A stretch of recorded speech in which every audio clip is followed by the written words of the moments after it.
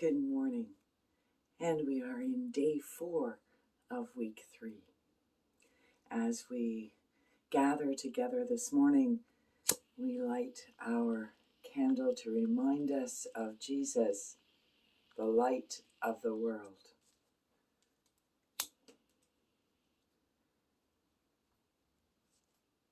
We light the candle of hope and call to mind the words of the ancestors that speak to us a story of promise.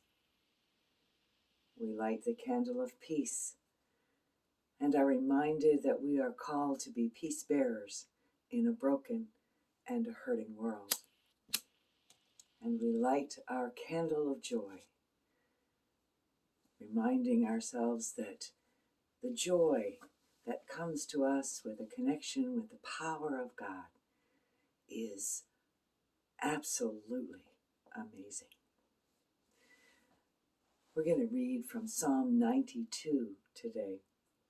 And there the psalmist writes, "It is good to give thanks to God and sing praises to the Most High, to declare God's steadfast love in the morning and God's faithfulness by night."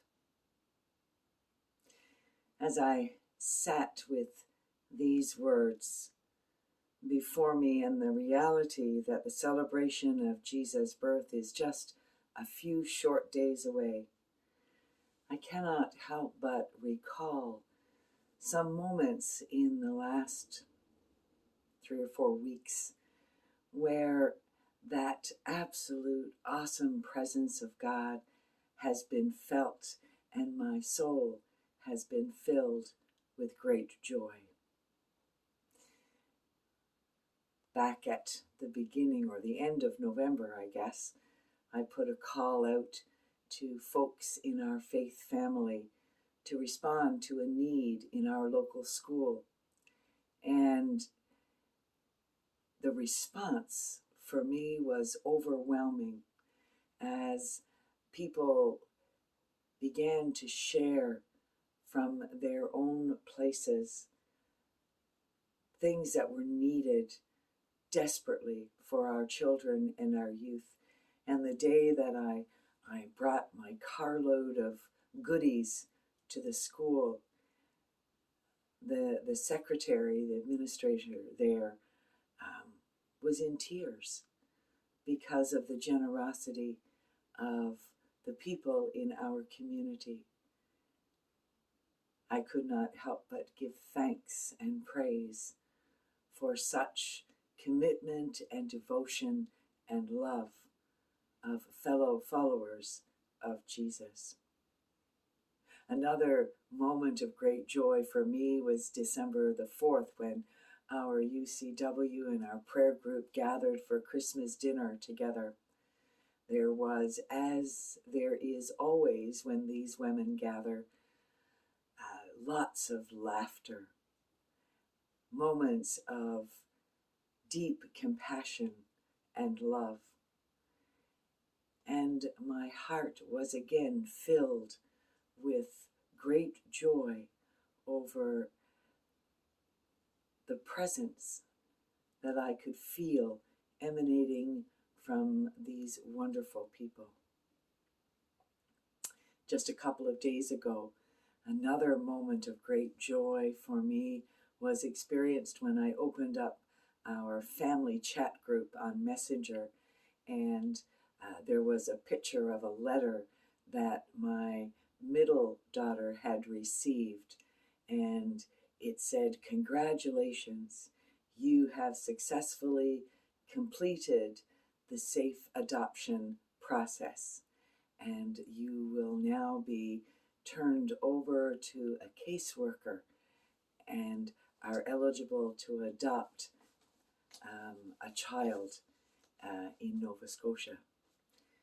And it has been a long process for them, a number of years, in fact, to get to this point.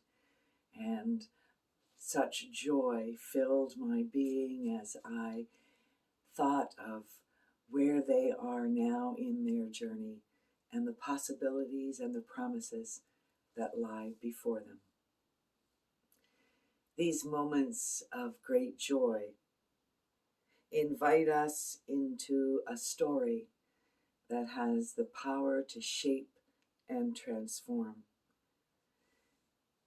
And for me, that joy that I feel is a result of being connected, connected to one another, connected to community, and connected to this power that is greater than anything that we can experience in this physical realm.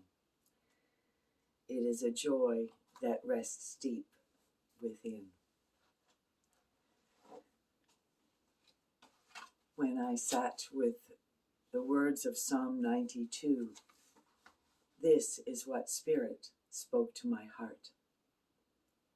We are blessed by divine presence, love that shines like the rising sun, faithfulness that cradles like the night. Even in the midst of chaos, when all the world seems in turmoil, there is a hope that empowers and a promise of new life that lingers. Like the tree that takes root and grows with strength and dignity, remaining healthy and fruitful even in old age, so too are the children of the earth. Rooted in love, connected in life, we are grounded and our foundation is firm.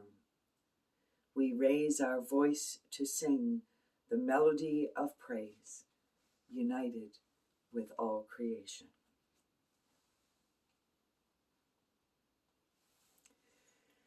Let's take some deep breaths. In and out.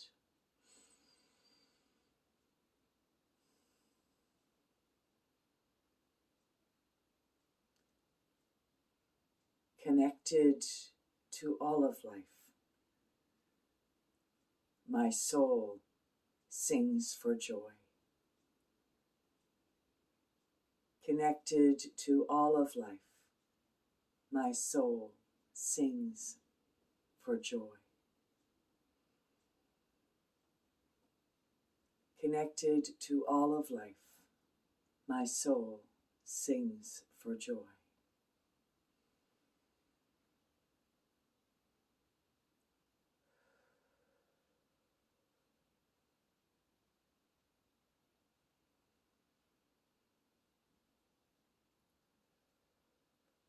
May it be so.